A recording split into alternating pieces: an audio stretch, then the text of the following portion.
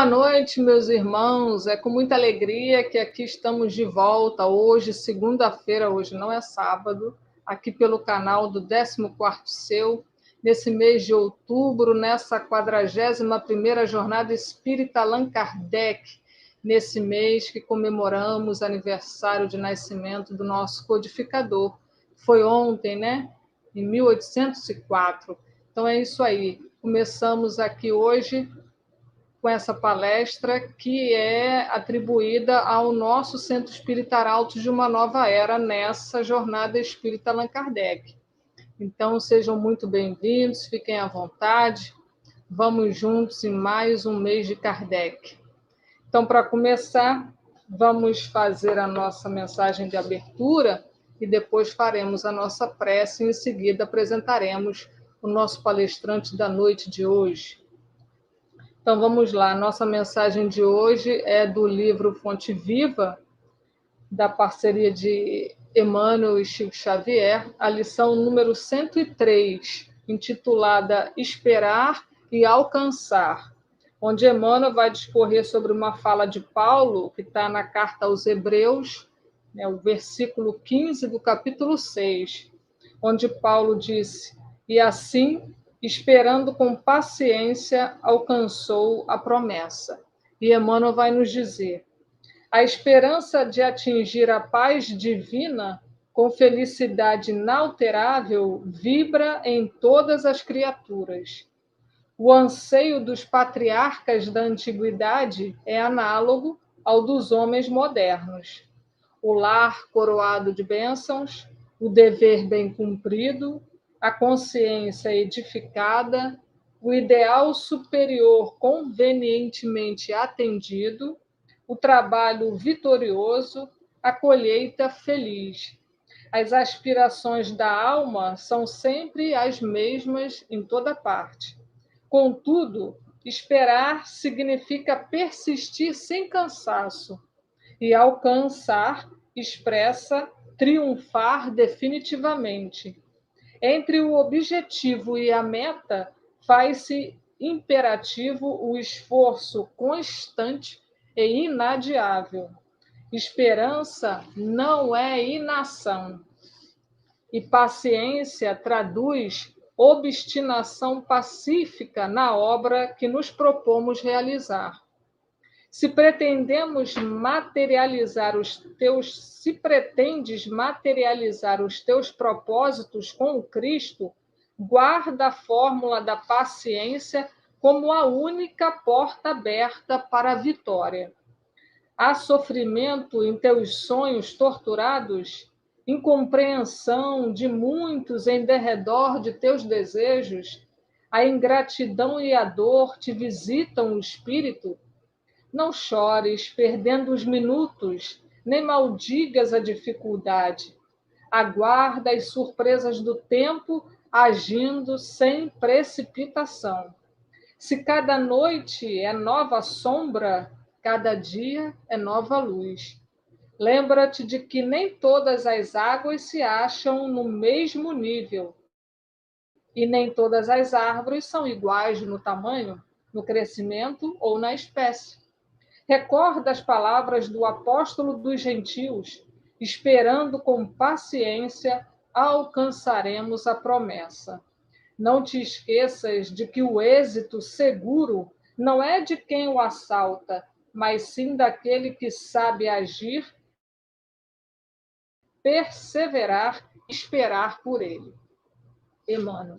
Então vamos agora fazer a nossa prece inicial, agradecendo a Deus, o nosso Pai misericordioso, agradecendo por estarmos nesse mês de outubro, nessa 41ª Jornada Espírita Allan Kardec, agradecendo a Deus pela presença do nosso codificador entre nós, que nos deixou esse legado da doutrina espírita. Muito obrigado ao Pai pela saúde, muito obrigado por mais essa oportunidade de estarmos juntos nesse trabalho com Jesus. Que o Senhor nos abençoe, fique conosco, nos envolvendo, nos auxiliando, que possa envolver o nosso palestrante da noite de hoje e que possamos, com o coração cheio de amor, de esperança, alcançando esse reino divino nessa obra do teu reino de amor. Fica conosco, Jesus, nos amparando, que ampare o nosso palestrante da noite de hoje também e cada um daqueles que estão aqui conosco hoje nessa palestra. Fica conosco, Jesus, hoje e sempre, que assim seja, graças a Deus. Então, estamos aqui para a palestra nessa 41ª Jornada Espírita Allan Kardec, como fazemos todo ano, neste mês de outubro, mês em que comemoramos o aniversário do nosso codificador, que foi ontem, né? Então, todas as casas espíritas têm suas palestras nessa jornada. E hoje nos cabe, ao Centro Espírita Arautos de uma Nova Era, essa palestra em que vamos falar do método, com o nosso irmão Anderson Fernando, que, por sinal, é da nossa casa espírita. Então, Anderson, boa palestra, o horário é seu. Daqui a pouco estou de volta. Boa noite, meus irmãos. Nos coube falarmos nos deram um título, né, do método. E isso está lá no livro dos médiuns. E é importante que a gente entenda que a doutrina espírita ela tem um fundamento que é científico, mas que não, e aí é que está a grande questão, a doutrina espírita ela não se baseia na ciência humana, material. Então, Kardec, como educador e pesquisador, vai utilizar os métodos a qual ele tem conhecimento, à sua época, para investigar um fenômeno que, para ele, era inédito. Ele precisava ter certeza do que era aquilo. E, ao perceber com clareza que o método, que existia vida após a morte, quando Kardec entende que isso é uma realidade,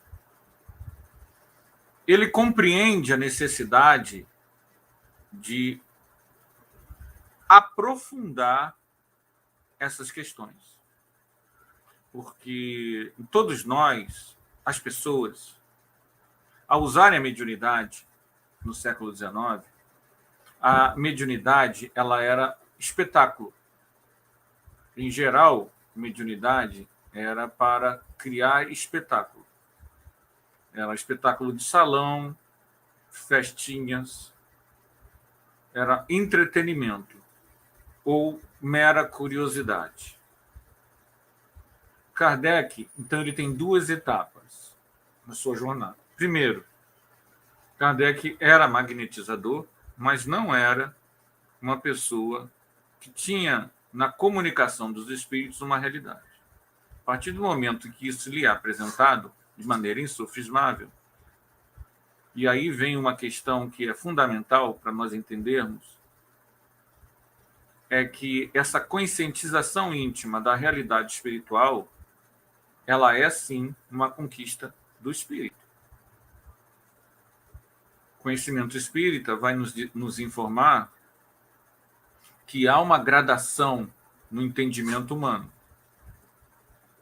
E essa gradação ela é múltipla. Nós evoluímos em múltiplos aspectos. E um dos aspectos que a gente pode ou não evoluir é da realidade espiritual da vida. Então, isso não significa que nós somos mais evoluídos do que um ateu, mas significa que nessa área nós temos abertura mental para esse conhecimento. Então, a grande realidade é que nessa vida que a gente está agora, muitas pessoas, por uma série de questões ligadas às suas vidas passadas, não acessarão essa realidade espiritual. Não acessarão essa realidade espiritual. Kardec, na época dele, acessou e entendeu. Caramba! E aí ele vai trabalhar que a doutrina espírita não como uma crença, não como uma fidelidade a um culto. E isso é que tirou a doutrina espírita do seu insucesso. Se hoje nós podemos, como espíritas, falar desse conhecimento e aprofundar esse conhecimento e ampliar essa visão da vida, foi graças a Kardec. E seu método seguiu o método científico. Tá? Então, todo método, gente, ele é uma forma de obter conhecimento. A ciência, nós tivemos, no percurso do conhecimento humano, nós tivemos, o homem começa com a visão mitológica, essencialmente religiosa e mitológica, em que os mitos servem para explicar aquilo que o homem não compreende. Depois disso, você tem uma visão filosófica, e vai ser a filosofia que vai, a princípio, tentar buscar respostas de como o mundo natural existia sem buscar explicações no mito. Então, os primeiros filósofos, eles vão ser os precursores da ciência. Eles vão tentar entender o princípio primário de todas as coisas, de onde originou tudo. Então, vários, os pré-socráticos, eles vão mergulhar nisso, só que eles não têm uma coisa que vai ser fundamental na ciência. Eles não tinham um método científico. O método deles era, na sua grande maioria das vezes, intuitivo, matemático e intuitivo. Depois disso, Sócrates vai mudar a abordagem filosófica, tirando da especulação sobre as coisas do mundo e entrando na questão do ser, dando uma ênfase aos conhecimentos que são úteis ao ser humano em vida. O que é a vida, o que é felicidade, o que é amor, quem sou eu, por que eu estou aqui, por que existe dor. Vai ser Sócrates que vai levantar essas questões que vão ser aprofundadas na metafísica platônica. Ok. Depois, Aristóteles vai trabalhar da mesma forma com a metafísica, mas também vai buscar fazer ciência, mas ainda assim sem os recursos do método científico. É um método filosófico, especulativo. Vai demorar muitos séculos até que a ciência surja. Na Europa, da Idade Média, a igreja vai dominar as pessoas, condicionando todo ou qualquer saber à sua teologia, aquilo que ela pregava. Então, nesse sentido, é que muitas pessoas falam que na Idade Média você vai ter um obscurantismo, porque você não pode falar nada que contrarie a igreja. Galileu Galilei, ele vai fazer a grande mudança e vai inaugurar o método científico. De uma forma, até aqui eu estou simplificando, é claro, muito curiosa. O método científico, o Galileu Galilei, ele não inventou a luneta. Ele aperfeiçoou a luneta que já existia e ele olha para a Lua e para os astros com a sua luneta aperfeiçoada. E a partir daí ele deduz as questões astronômicas de sua época. O método, é inaugurado o quê? O método científico. Como? Ele olhou para a Lua e viu que a Lua, né, era a Lua, não era, havia astros. Ele percebeu toda uma série de questões astronômicas que a igreja não aceitava. Só que ele percebeu como? Com especulação, como os filósofos? Não. Ele percebeu através da investigação empírica. Ele pegou a luneta e olhou e viu, gente, olha lá, está lá. A partir daí você inaugura um método científico, que é um método quê? Experimental. A ciência é ciência porque ela analisa, mas ela experimenta. Você precisa ter a comprovação experimental. E isso vai com René Descartes e tantos outros pensadores que vão aprofundando o método científico. Chegando no século XIX, Kardec tem esse conhecimento, mas Kardec percebe, e aí é que está o pulo do gato, Kardec percebe uma coisa, gente, que é muito importante. É fundamental. Kardec, a partir do momento em que ele percebe, caramba, esse fenômeno é real. O espírito existe, caramba. A partir do momento que Kardec entende que o espírito existe, que ele tem provas contundentes dessa realidade espiritual, ele não fica amarrado a querer ficar provando isso para quem não quer acreditar. Ele sai das experimentações laboratoriais, digamos assim, ele sai dessa coisa de querer ficar comprovando, como, por exemplo, a Sociedade de Pesquisa Psíquica Inglesa, que existe até hoje, e da parapsicologia e da metapsíquica. A Sociedade de Pesquisa Psíquica Inglesa teve grandes nomes que investigaram a sobrevivência. Quando um desses grandes nomes, do século XIX e século XX, chegava à conclusão de que existia vida após a morte, ele era silenciado. E vinha um outro para começar a investigação. A metapsíquica, a mesma coisa. Grandes pensadores da metapsíquica tiveram contato com grandes médiuns de efeitos físicos, como Eusapia Paladino, e chegaram à conclusão de que existia vida após a morte. E aí a academia se fechou. Então a metapsíquica, ela hoje é uma grande desconhecida, só por quem tem curiosidade. Depois veio a parapsicologia, dizendo que não existe vida após a morte. Quando os parapsicólogos começaram a ver que existia muito mais além da mente, no caso da parapsicologia no Brasil, sobretudo, houve um domínio da igreja, e até hoje a parapsicologia no Brasil é totalmente dominada pela Igreja Católica, que rechaça a sobrevivência. Então, se você ficar esperando que a ciência te diga que existe vida após a morte, você vai ficar séculos parado no tempo. Foi isso que Kardec não fez. Por isso que eu disse que esse foi o pulo do gato. A partir do momento que Kardec entendeu que existia vida após a morte, ele não quis ficar provando isso para quem não quer entender. Ele vai mergulhar fundo no fenômeno. Existem os espíritos, ok. E ele mergulha fundo. E aí surge a doutrina espírita.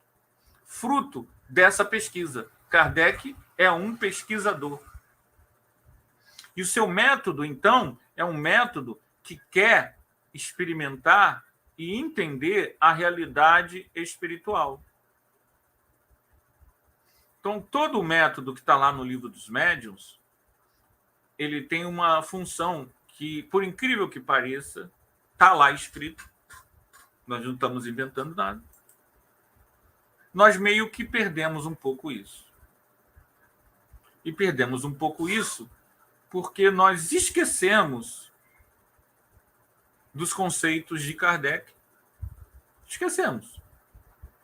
Talvez, por uma série de questões, nós, e também no caso do Brasil, a influência da igreja muito grande entre nós espíritas, todos nós, eu, por exemplo, nós viemos da Igreja Católica, então essa coisa toda influenciou muito.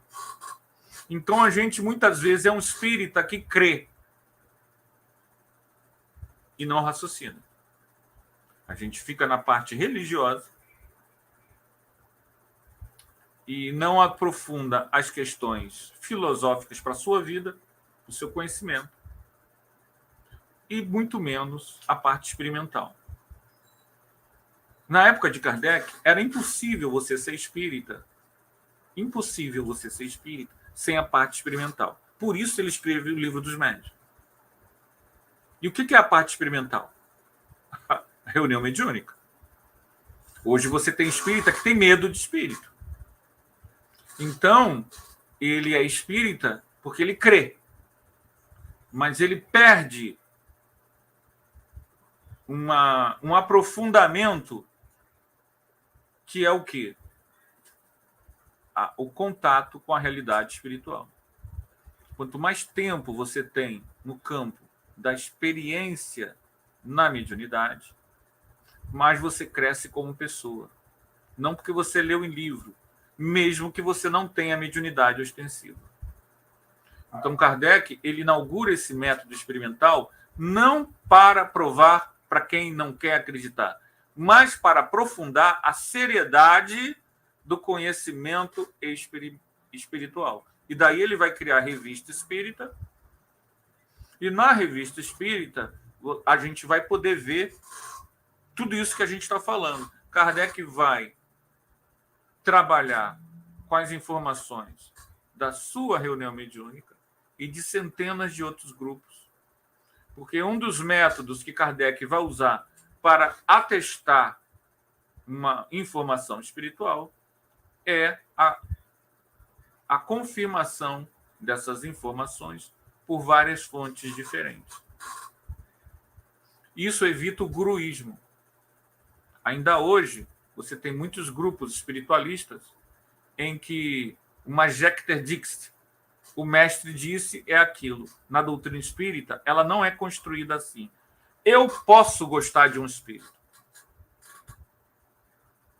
mas esse espírito, ele não é a doutrina espírita. A gente às vezes esquece disso. Eu posso gostar de um tal médium, mas esse médium não é a doutrina espírita.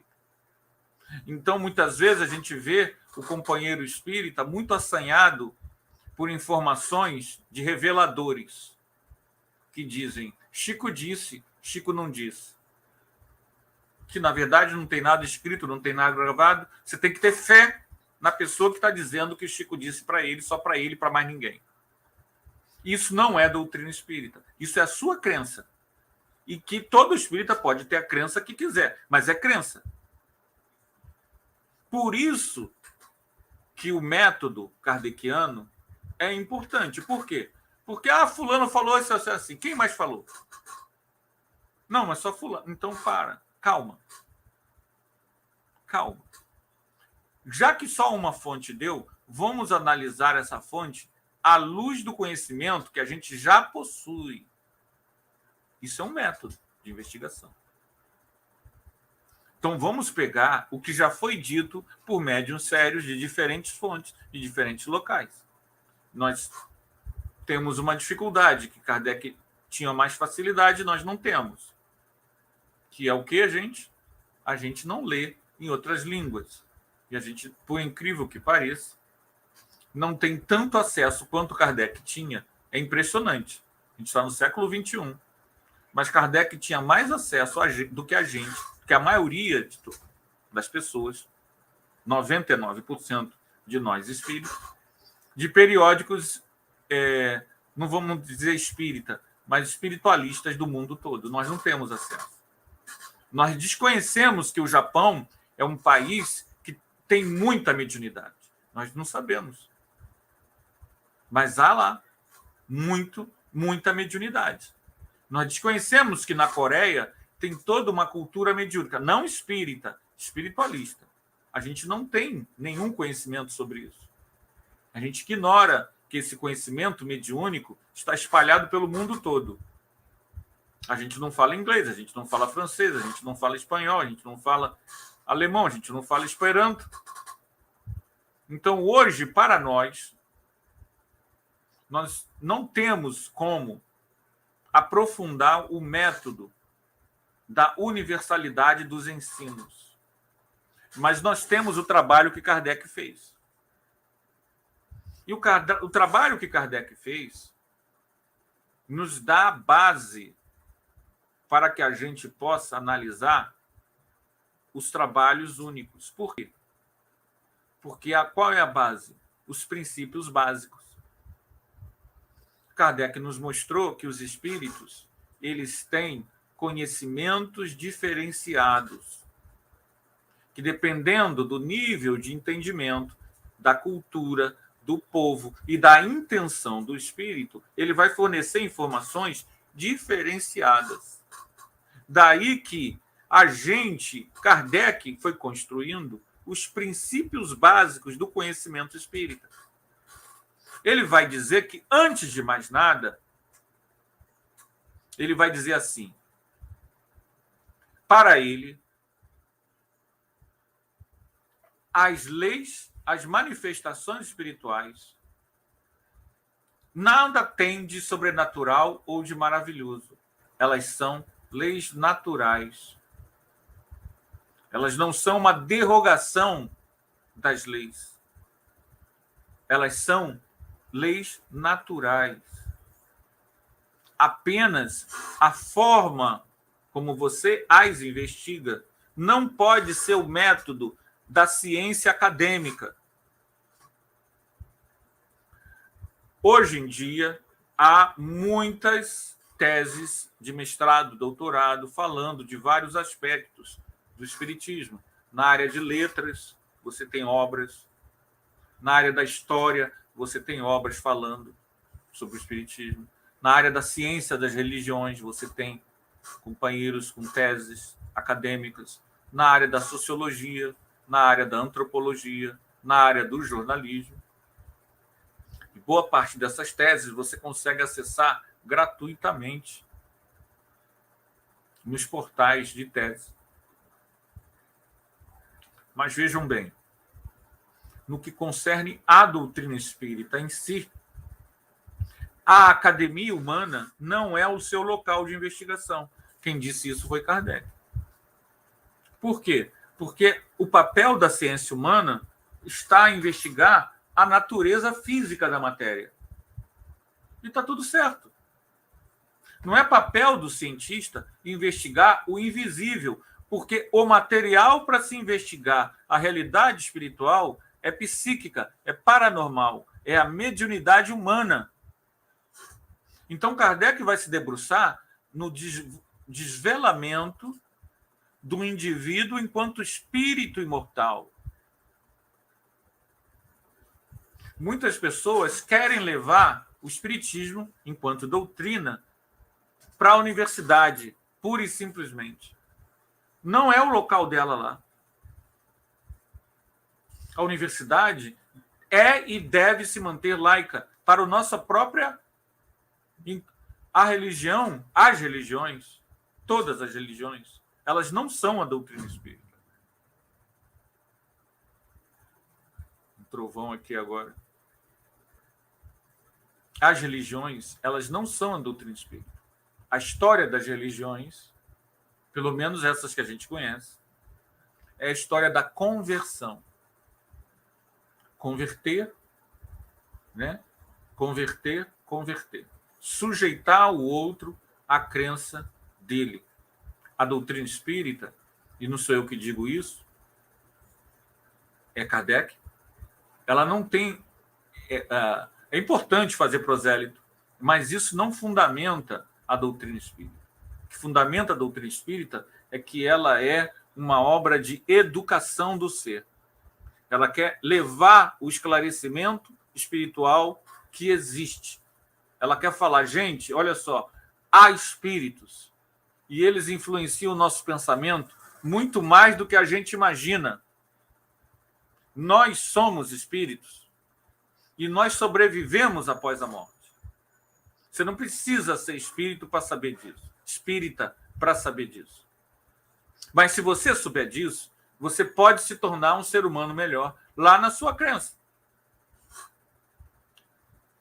Então, a doutrina espírita, ela não tem como finalidade última a conversão. Essas religiões têm. Por isso, é um perigo a gente pensar em religião dentro da academia. Por quê? Porque ela pode perverter a psicologia, perverter a pesquisa histórica, perverter aos seus próprios interesses teologais. A doutrina espírita não precisa de nada disso. Ela tem o seu próprio campo de atuação, que é a casa espírita. E outra coisa, muito importante, fundamental, o conhecimento trazido pelos espíritos não foi apenas uma coisa árida.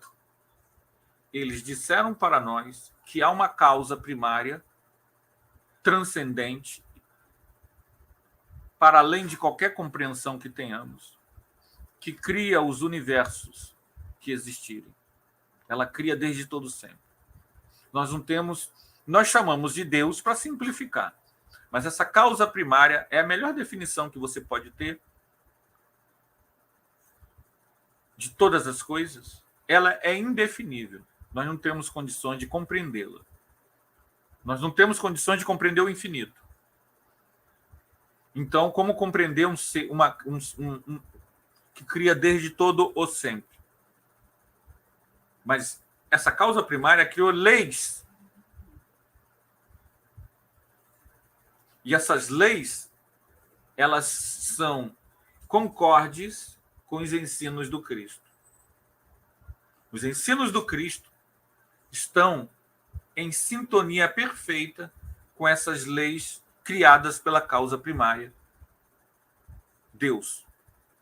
E aí o conhecimento espírita, ele não fica apenas no academicismo. Ele não fica preso apenas a você pesquisar sobre a existência da vida após a morte. Por que Kardec mergulhou nessa pesquisa espiritual? Nós descobrimos que o fundamento da vida, por que estamos aqui, por que nós existimos, por que nós sofremos e como nós podemos entender a nossa realidade espiritual.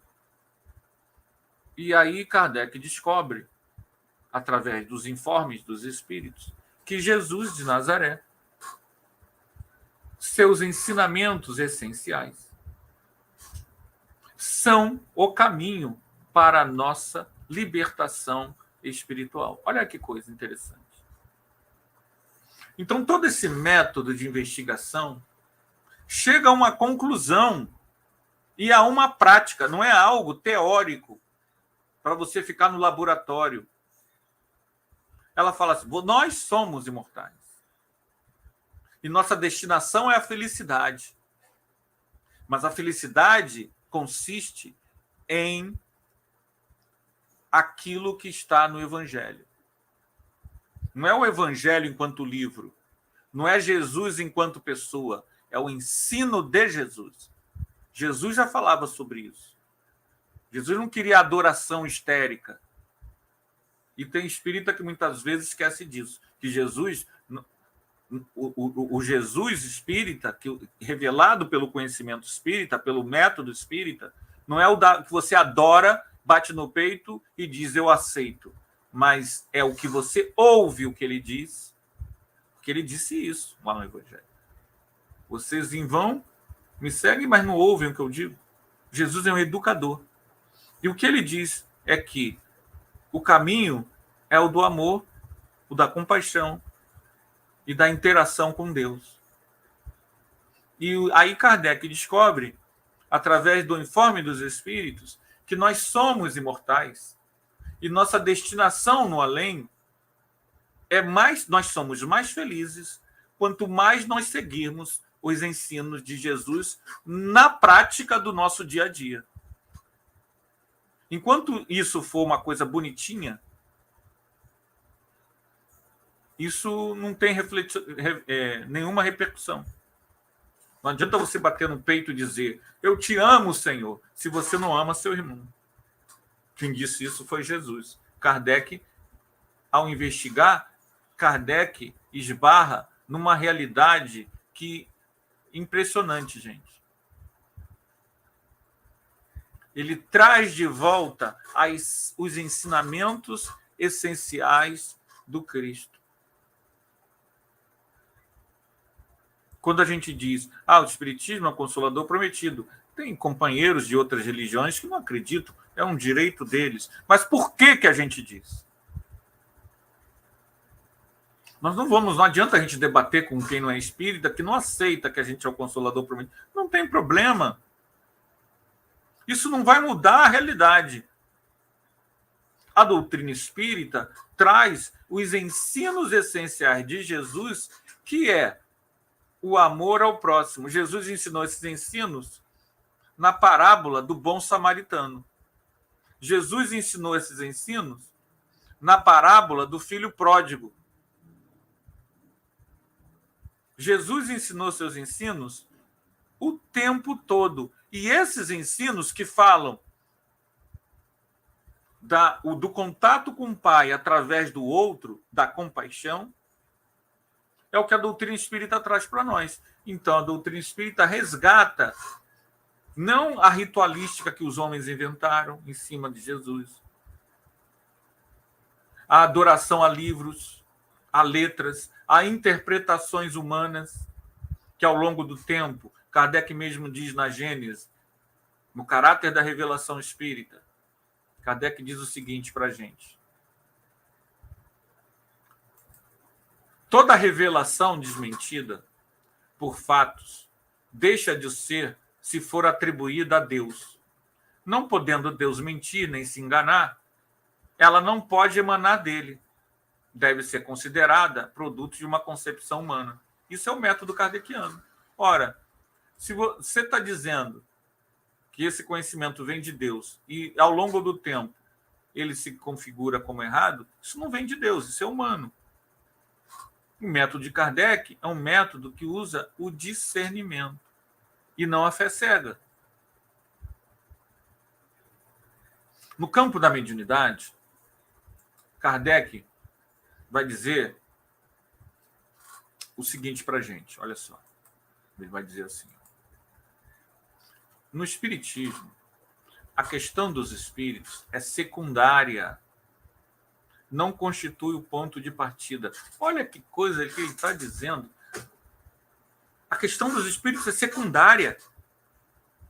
E aí ele diz: era esse o erro que muitos dos adeptos, muitos de nós caímos.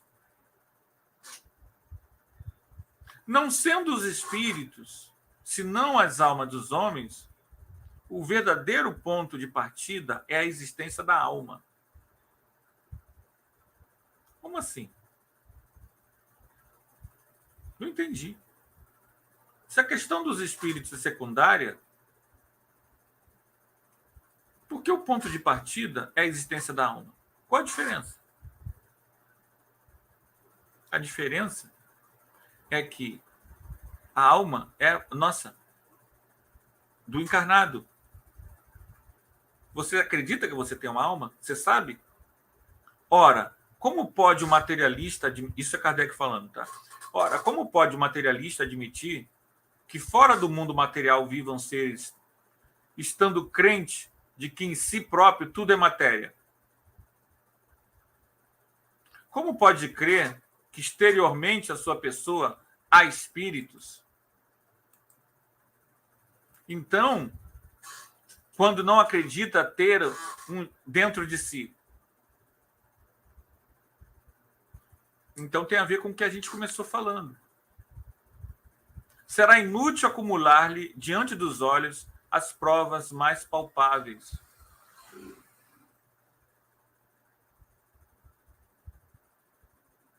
Nós temos que entender, primeiro, que ele precisa entender que ele tem um espírito. Então, Kardec diz, antes de você pensar em tornar ele espírita, você tem que torná-lo espiritualista. Você tem que mostrar para ele que ele é um espírito. E a gente esqueceu que é espírito. Por incrível que pareça, nós vivemos uma vida inteira e esquecemos que somos espíritos. Então, no campo da prova, gente, por que a gente esquece que é espírito? Porque a gente se tornou, muitas vezes, espírita que tem medo de espírito e de mediunidade. E a gente perde a oportunidade, passa uma vida inteira longe da reunião mediúnica, porque diz que não é médium, ostensivo. Quando que, na verdade, todo esse tema de hoje, do método, que está lá no Livro dos Médiuns, Kardec desenvolve para que a gente possa usufruir dessa vivência e crescer com ela. Por isso que o ensino dos espíritos, ele não está parado no tempo. Existem pessoas de formação mais ortodoxa que tentam reproduzir o que a igreja, os nossos irmãos protestantes fazem, que é congelar o conhecimento à luz da interpretação pessoal de alguém. Kardec já tinha falado sobre isso no caráter da revelação espírita. O caráter da revelação espírita é ser progressivo. Por que é progressivo? Porque os espíritos não sabem tudo ao mesmo tempo. Há hierarquias entre os espíritos e, por isso, os informes, eles não vêm todos. E a gente hoje sabe que a nossa cultura muda, a nossa visão moral muda ao longo dos tempos. Então, é claro que uma informação mediúnica de 1940, dita por um espírito mediano, por um médium, vai ser interpretada dentro das ideias culturais do médium dos anos 40. A gente muitas vezes vê gente inimiga da doutrina espírita falando aqui, mas o médium escreveu isso aqui, ele escreveu aquilo ali, dentro daquilo que ele conseguia captar como médium em 1940. O médium, ele influencia e interfere na forma de construir a mensagem mediúnica. Mas muita gente não sabe disso, porque a pessoa não participa de reunião mediúnica. A pessoa não desenvolve esse pensamento crítico. Ela não aprende com a experiência. Então é muito paradoxal que a gente fala muito sobre leia Kardec, não para viver o que ele viveu, mas apenas para engessar suas palavras ao longo do tempo. Quando que o método kardeciano é todo ele para nós experienciarmos. Ele diz isso no Livro dos Médiuns. E não para a gente transformar a obra dele em Bíblia. Porque ele mesmo, ao longo do tempo, com as experiências que ele acumulou, foi modificando muitas das suas ideias. E é impressionante como, para isso, numa dessas semanas de Kardec, nós fizemos um estudo sobre a Revista Espírita, uma certa vez. E aí, é impressionante que a gente não conhece ali a Revista Espírita, né? A gente não conhece. E não se sente obrigado a lê-la. Kardec nunca criou a palavra Pentateuco, tá, gente? Essa palavra foi inventada por alguém em algum lugar. Kardec, ele coloca a Revista Espírita como um dos livros que todo espírita deveria ler. Ele tem uma ordem de leitura das obras e a Revista Espírita está nela. Então, essa desimportância que foi dada ao longo do tempo da Revista Espírita ou da obra O que é o Espiritismo, ela não foi algo feito por Kardec. Então, você pode olhar os 5 livros, né, que você não vai encontrar essa expressão Pentateuco. Isso não existe. E lá na Revista Espírita, a gente vai ter um exemplo muito importante que eu acho que todo espírita deveria entender de como a prática da reunião mediúnica em Kardec ampliou cada vez mais a sua visão. A questão é da possessão. Então, Kardec, no Livro dos Médiuns, que é o que geralmente as pessoas só leem, o Livro dos Médiuns foi escrito em 1861. Kardec vai dizer que não existe a possibilidade da possessão. Ele vai dizer isso lá. E muita gente que fala sobre esse tema, já vi, cansei de ver, em palestra do YouTube, vai dizer isso. Não existe possessão, Kardec disse isso. Só que, gente, tem um problema. O método de Kardec, ele deixa muito claro, é a experiência que norteia os informes. A experiência que você adquire, seja na sua reunião mediúnica, seja na vivência do contato com a realidade espiritual oriundo de outros casos, é que vai orientar os fatos. Porque não é uma crença humana construída pelo ser humano. E Kardec vai entrar em contato com os processos de Morzine, uma série de fenômenos chamados pela imprensa os processos de Morzine.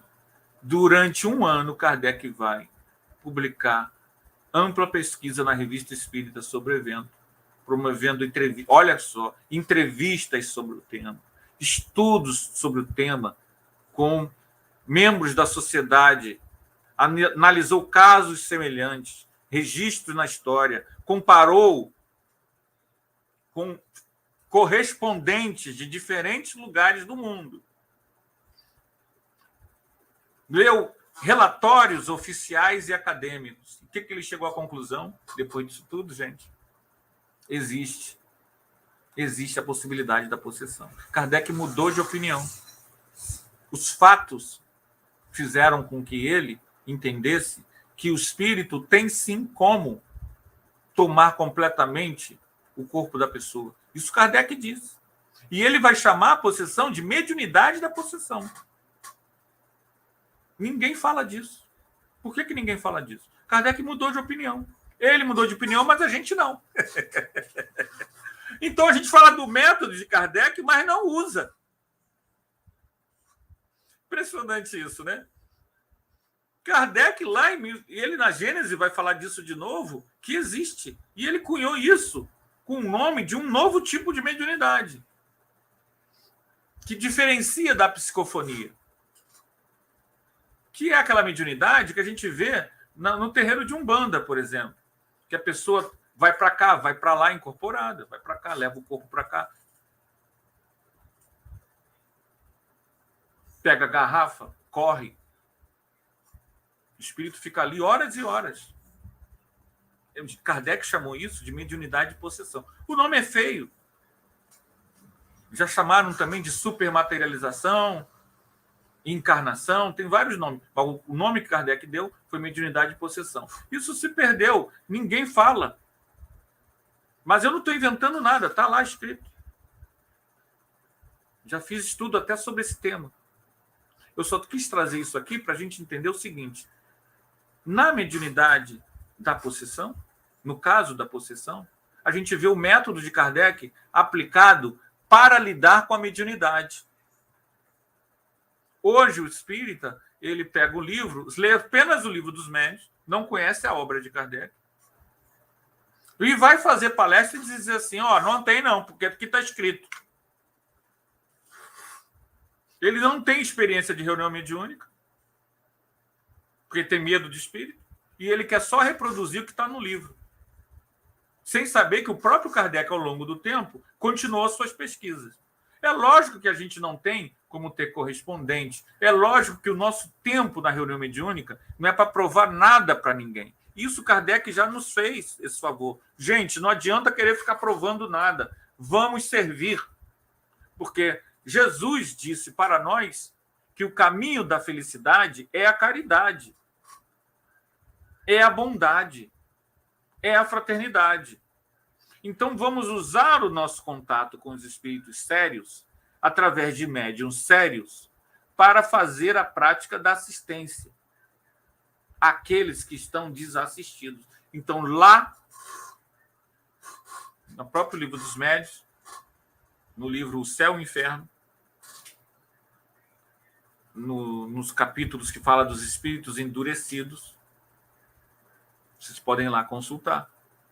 Você vê as reuniões mediúnicas de Kardec fazendo assistência. Então, lá entre os espíritos endurecidos, os espíritos suicidas, não vem só a comunicação. Kardec não coloca só a comunicação para satisfazer curiosidade, mas a gente vê também as preces que são feitas para assistir esses espíritos.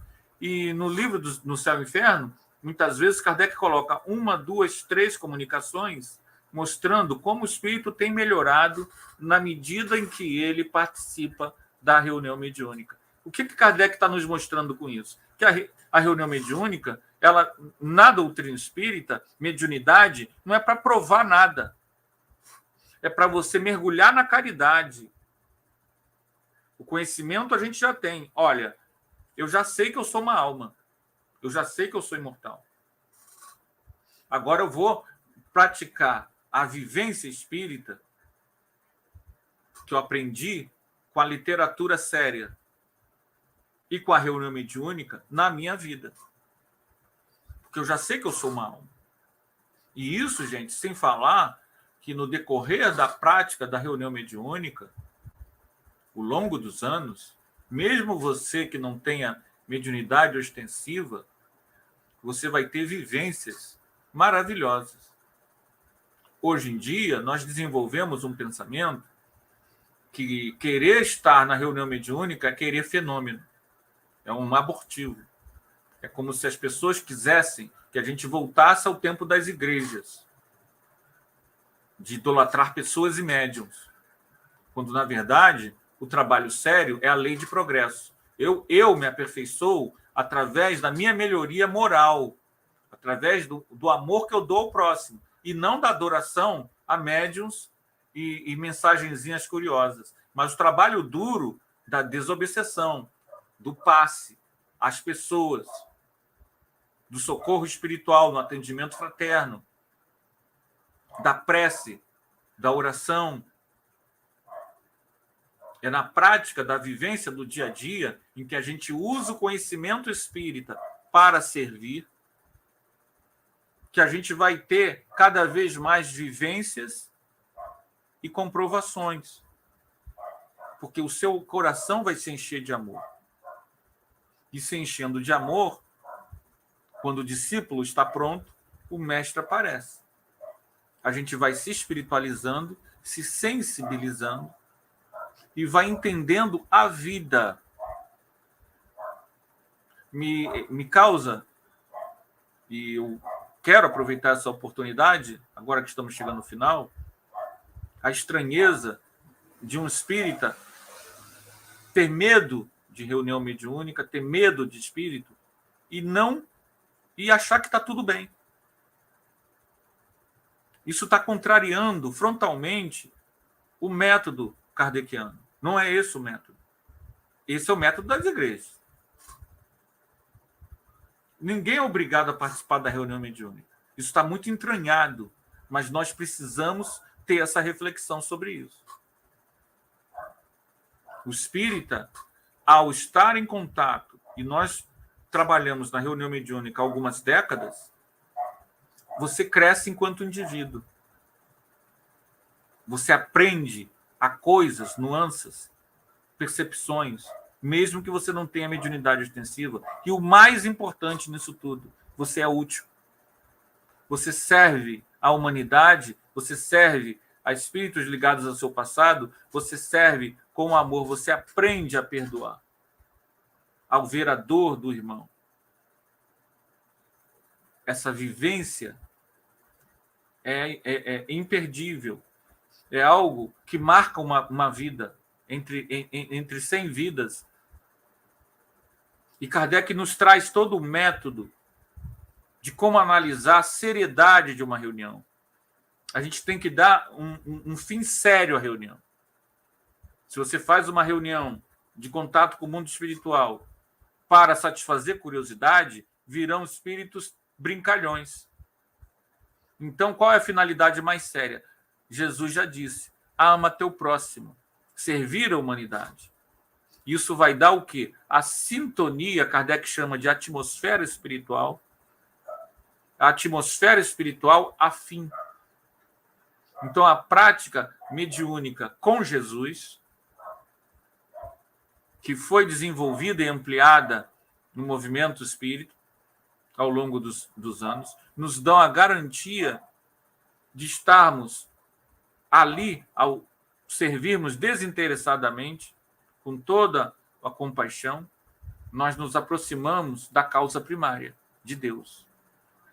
E isso é a melhor vivência que podemos ter. É, através do amor, o retorno ao Pai, o contato com o divino que está dentro de nós, do reino de Deus que adormece dentro de nós, esperando o nosso amor ao próximo. Então, gente, nós queríamos falar sobre o tema, levando para a nossa vida também. Eu vi algumas palestras sobre o tema do método e estavam muito presos à metodologia científica e tudo mais. Nós queríamos aqui, o nosso grupo, falar para a gente. E é importante que a gente tenha essa noção que Kardec não ficou querendo provar a vida após a morte para ninguém. Ele mergulhou fundo na vivência da reunião mediúnica do amor ao próximo. Então, nós queríamos trazer nessa conversa, nesse bate-papo aqui entre amigos, nós somos apenas meros estudantes, então nós não vamos aprofundar em temas áridos de metodologia científica. Não era a nossa intenção. Nossa intenção é a gente lembrar a necessidade da doutrina espírita ser um tríplice, um tripé, em que exista a filosofia visando o autoconhecimento, a ciência visando o aprofundamento da alma que você é, e a espiritualidade, a religiosidade, a amorosidade, trazendo a destinação do nosso ser para entrarmos em comunhão com os espíritos realmente superiores, que é através da caridade. Fora da caridade, não há evolução, não há salvação, não há libertação. Obrigado, meus irmãos, pela oportunidade de estarmos aqui juntos, estudando e aprendendo com Kardec. Que Jesus nos ampare, que Jesus nos inspire e que Jesus abençoe Kardec, onde quer que ele esteja. Obrigado, Kardec, por esse conjunto de conhecimentos que tu nos legou. Muito obrigado, Kardec. Receba nosso pleito de gratidão, onde quer que você esteja. Obrigado, Luísa. Nós que agradecemos a presença do Anderson aqui, agradecemos sempre, né, a Kardec, que nos deixou todo esse conhecimento, que a gente ainda tem tanto que estudar e se aprofundar. Então, meus irmãos, é uma alegria estarmos aqui participando dessa 41ª Jornada Espírita Allan Kardec, e no próximo domingo, dia 10 de outubro, às 16 horas, vamos ter outra palestra lá no posto de assistência espiritual Bezerra de Menezes. Eles lá vão nos falar sobre o tema dos sistemas.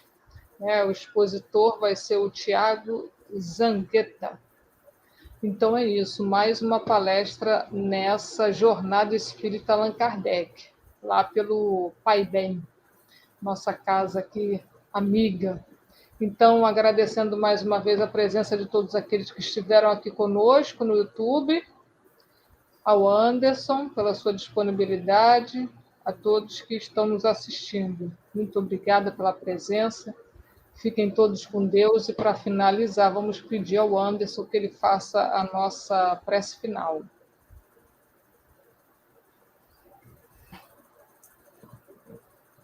Deus, nosso Pai, que sois todo o poder e toda a vontade, amor profundo, total, avassalador.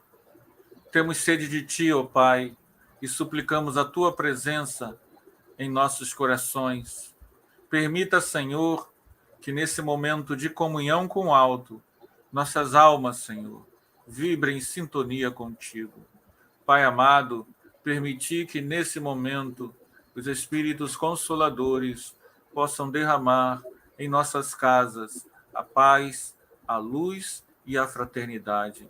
Ó Espíritos de luz, em nome do Cristo Jesus, permiti que aqueles que estão conosco nesse instante possam receber essa chuva de bênçãos, essa chuva de amor, essa chuva de paz em seus corações. Ó Pai amado, sabemos da Tua onisciência, da Tua onipresença, ó Pai. Levai a todos os enfermos a chuva de bênçãos, a chuva de paz, esse passe magnético, ó Pai. Levai a todos aqueles que sofrem, a todos aqueles que se sentem sós, Senhor. Que eles saibam que não estão sós, que Teu amor profundo os acolhe, os ampara e os socorre. Que nesse momento, ó Pai, nossa prece, com toda a nossa alma, do fundo do nosso ser, Senhor, levai a todos aqueles, Senhor, de almas endurecidas, perdidas nos umbrais da vida, necessitados do Teu amparo. Permiti, ó Pai, que nossos corações se abram e sintam a Tua presença aqui, irradiando, Senhor, a todos os seres e coisas, o Teu amor, a Tua luz, a Tua paz, a Tua vibração. Ó Senhor, em nome do Cristo, Jesus, nosso Mestre, nós suplicamos o amparo, a bênção e a fé. Ave Cristo, Cristo ontem, Cristo hoje, Cristo sempre, Jesus. Aqueles que renasceram, Senhor, caídos pelos caminhos, chamados por Ti, Senhor. Te agradece do fundo de nossa alma a oportunidade desta encarnação. Jesus, em Teu nome, em nome de Deus, damos por encerrado nossa reunião e nossas preces da noite de hoje. Que assim seja. Graças a Deus. Que Deus nos abençoe a todos. Uma ótima noite a todos e até a próxima palestra, se Deus quiser. Fiquem todos com Deus. Até lá.